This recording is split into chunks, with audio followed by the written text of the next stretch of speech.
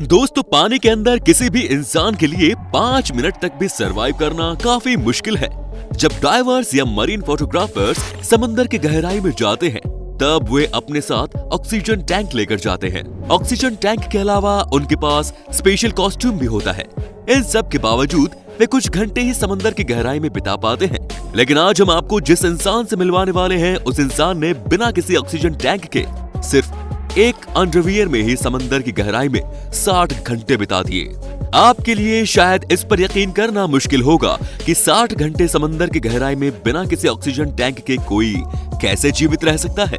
तो चलिए उस शख्स के बारे में जानते हैं। लेकिन उससे पहले अगर आप हमारे चैनल पर नए दर्शक हैं तो नीचे दिख रहे सब्सक्राइब बटन को जरूर दबाइएगा और साथ में बगल में दिख रही घंटी को भी दबा दीजिएगा। और प्यारे दोस्तों, वीडियो को लाइक भी कर दीजिएगा। दोस्तों, समंदर की गहराई में बिना ऑक्सीजन टैंक के 60 घंटे तक रहने वाले शख्स का नाम हैरिसन ओकिनी है। नाइजीरिया के रहने वाले हैरिसन कुक के तौर पर एक टगबोट पर नौकरी करते थे। टगबोट एक पावरफुल जहाज होता है जिसका उपयोग समंदर में जहाजों को स्टेबिलिटी प्रदान करने में किया जाता है। 2013 में गल्फ ऑफ गिनी में तेल निकाल रहा एक जहाज अनस्टेबल हो गया। जहाज को स्टेबिलिटी प्रदान करने के लिए टगबोट को बुलाया गया। जहाज को स्टेबल करने का काम शुरू किया गया। तभी समंदर में तेज लहरें उठने लगी और टगबोट खुद ही असंतुलित हो गया। जहाज और टगबोट के बीच रस्सी टूट गई। इधर रस्सी टूटी, उधर टगबोट पलट गया। टगबोट पलटने के साथ ही डूबने लगा। इस टगबोट में हैरिसन ओकनी के अलावा 12 क्रू मेंबर सवार थे। समुद्री डाकुओं के खतरे की वजह से टगबोट में सीक्रेट कैबिन बनाए गए थे और क्रू मेंबर्स को हिदायत दी गई थी कि इस इलाके में जाते समय वे कैबिन में चले जाएं। जब जहाज डूब रही थी, तब कैबिन में मौजूद होने के कारण जहाज का कोई भी क्रू मेंबर्स उससे बाहर नहीं निकल सका। पानी के दबाव की वजह से कैबिन के दरवाजे लॉक हो चुके थे। इस वजह से सभी क्रू मेंबर्स की दर्दनाक मौत हो गई। लेकिन जब जहाज डूब रही थी, तब हैरिसन बाथरूम में थे। जहाज के पलटते ही हैरिसन बाथरूम की छत से जाकर टकरा गए। इससे पहले कि वो कुछ समझ पाते, पूरा बाथरूम पानी में डूब चुका था। किसी तरह वो बाथरूम का दरवाजा खोलने में कामयाब रहे। हैरिसन एक बाथरूम से निकलकर दूसरे बाथरूम में चले गए, लेकिन थोड़े समय बाद इस बाथरूम में भी पानी भर गया।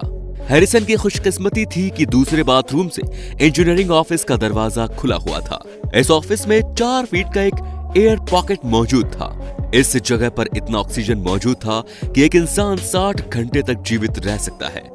60 घंटे के लिए उन्हें ऑक्सीजन तो मिल गया था, लेकिन पलट चुके जहाज से निकलने का कोई रास्ता मौजूद नहीं था। और यदि वो निकल भी जाते तो जाते कहां?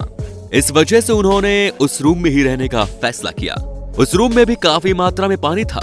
कपड़े के नाम पर हैरिसन ने सिर्फ अंडरवियर पहन रखे थे। ठंड इतनी ज्यादा थी कि यदि वो लगातार पानी में रहे तो उनकी जान जा सकती थी। उन्होंने रूम में मौजूद चीजों को जोड़कर एक तैरने वाला पैड बनाया और उसे पानी के ऊपर रखकर बैठ गए। डिहाइड्रेशन की वजह से भी उनकी जान जा सकती थी, पर यहाँ पर भी किस्मत ने उनका साथ दिया। रूम में उन्हें कोका कोला के कुछ बॉटल्स मिल गए। इन्हें भी पीकर हैरिसन खुद को जीवित रख सके। 60 घंटे बीत चुके थे। ऑक्सीजन खत्म होने के कगार पर पहुंच चुका था। हैरिसन अपनी मौत की उल्टी गिनती गिनने लगे थे कि तभी उन्हें टॉर्च की रोशनी दिखाई दी। रेस्क्यू टीम पहुंच चुकी थी। हालांकि किसी को भी ये उम्मीद नहीं थी कि 60 घंटे बाद भी 100 फीट की गहराई में कोई इंसान जीवित बच सकता है। रेस्क्यू टीम चारों ओर टॉर्च लगाकर मृतकों को ढूंढने लगी। हैरिसन रेस्क्यू टीम को देख रहे थे, लेकिन उनकी आवाज नहीं निकल रही थी। अचानक रेस्क्यू टीम के टॉर्च की रोशनी गायब हो गई। हैरिसन को लगा कि अब मौत निश्चित है।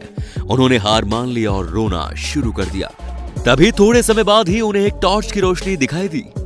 ये रोशनी रेस्क्यू टीम के एक सदस्य की थी जो जहाज के अंदर आ चुका था। हैरिसन ने आवाज लगाने की कोशिश की, लेकिन उसकी आवाज ही नहीं निकल रही थी। अनफॉर्चुनेटली अंदर आने के बाद भी वो हैरिसन को नहीं देख सका और वो बाहर जाने लगा। जब डाइवर बाहर जाने लगा, तब हैरिसन के लिए वो मोमेंट ऐसा था जैसे उसके शरीर से आत्मा बाहर जा रही हो। जिंदगी बचाने के लिए उसने अपने अधमरे शरीर में पूरी ताकत जुटाई और पानी को चीरते हुए डाइवर की ओर बढ़ा। फाइनली वो डाइवर तक पहुंचने में कामयाब रहा और पीछे से जाकर उसने डाइवर का हाथ पकड़ लिया। अपने पीछे इस जीवित शख्स को देखकर डाइवर हैरान रह गया। रेस्क्यू टीम को यकीन ही नहीं हो रहा था कि इस जगह पर कोई जीवित भी रह सकता है। खैर रेस्क्यू टीम ने हैरिसन की जान बचाई और उसे सुरक्षित समंदर से बाहर लाया गया।